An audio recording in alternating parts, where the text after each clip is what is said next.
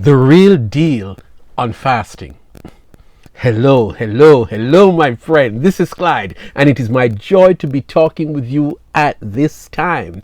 Today, I want us to talk about this popular spiritual activity that we do at the beginning of the year, the 21 days of fasting. Many churches and equally many Christians engage in different versions of a deep and meaningful activity at this time of the year, and for various reasons. For some people, it is a time of spiritual renewal or resetting their spiritual barometer. For others, it is a time to bring their big spiritual needs to Jesus, the things that they expect to have and experience this year. For others, it is a time of spending time with Jesus. We have come out of the holiday season of festivities and celebration, and some people feel that by fasting, we lay aside the frivolous and we return to being spiritually committed, and even more than we were last year. And believe it or not, there are some Christians who don't participate in this annual spiritual convention.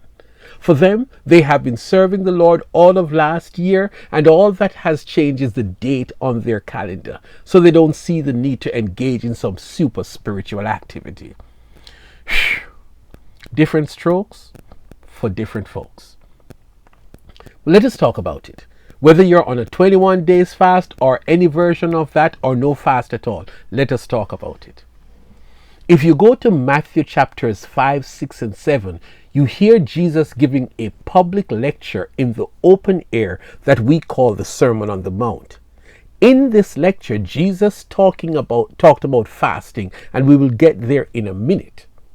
The atmosphere must have been electrifying as it was a huge crowd.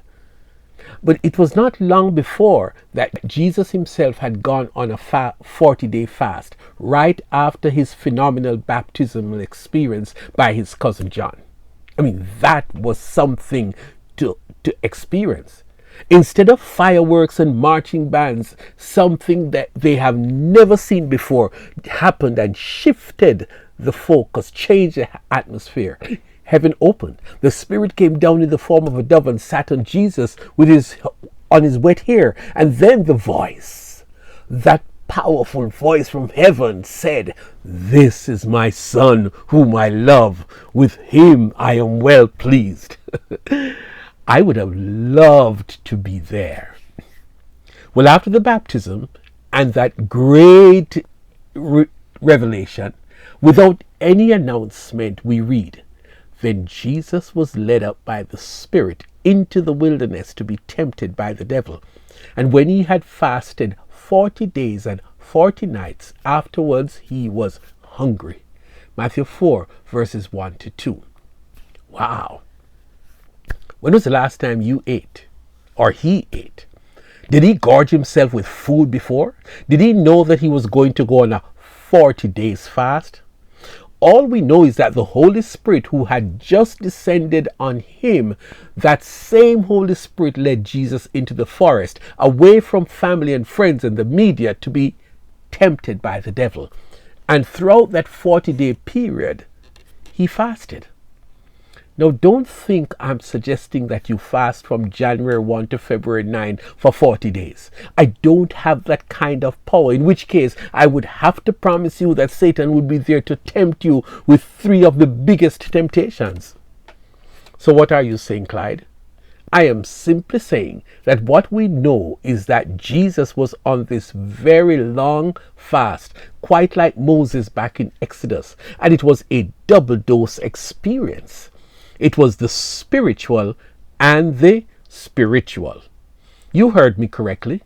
The fasting bit was a spiritual agenda item. That was a time when he did not eat or drink, and that was a time that he was spending with his Father. I can imagine that was the best way for Jesus to spend time with his Father away from the crowd. But friend, the other spiritual, the last thing you want to encounter when you're on a fast is Satan. That is so rude. This time is for God, you lousy intruder. What are you doing here? Guess what? We wrestle against principalities and his battalion of demons with the sole objective to get us to sin, whether you are on a fast or not. Satan did not pay Jesus a social visit, and he did not send him a text warning him that he was coming. Satan came to steal, kill, and destroy Jesus. And hear me well. Don't for one moment think that this 21 days of fasting is a spiritually sterile time where you will shut the door to Satan and his temptations. No, sir. No, sir. He is coming at you with sexual temptations, issues to get you angry and use profanity, opportunities to smoke weed and drink some alcohol left over from the Christmas parties. This is a prime season for Satan to bring in the lusts and the envy and the hate and the malice and the swearing and any one of those things. You best not believe that this is a safe zone. A period of fasting is an open season. Ask Jesus what it was like for him over those 40 days. Oh, and Jesus did not follow no Daniel fast formula. He did not fast food and sweets and eat only vegetables. He did not do unsweet coffee and no desserts. He fasted without food and drink for 40 days. But nowhere do you hear him say, you must fast like I did. Rather, this is what he says. When you fast, do not look somber as the hypocrites do, for they disfigure their faces to show others they are fasting. Truly I tell you, they have received their reward in full. But when you fast, put oil on your head and wash your face, so that it will not be obvious to others that you are fasting, but only to your Father who is unseen. And your Father who sees what is done in secret will reward you. Matthew 6 verses 16 and 18. When we fast, we're interacting with our Father in heaven. So do not go about announcing in words or the way you dress or the look on your face that you are some spiritual giant who is on a fast. Bro, Jesus says that that's not necessary. But the piece that I like here is that when you fast, whether 21 days, 3 days, 1 day, whatever, direct your fast towards God. And God, the one who is a rewarder of them that diligently seek him, he will reward you.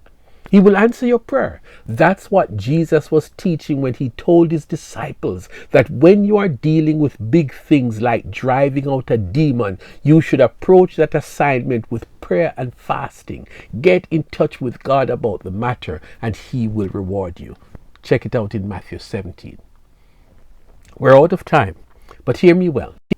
Do your fast now, next week, next month, and remember to not make it a public show, but make it a private encounter with your Father. I hope today's conversation was helpful. If you have any questions, I best suggest that you speak to your pastor. Until we meet again, don't forget to like, share, and subscribe to our channel. God bless you.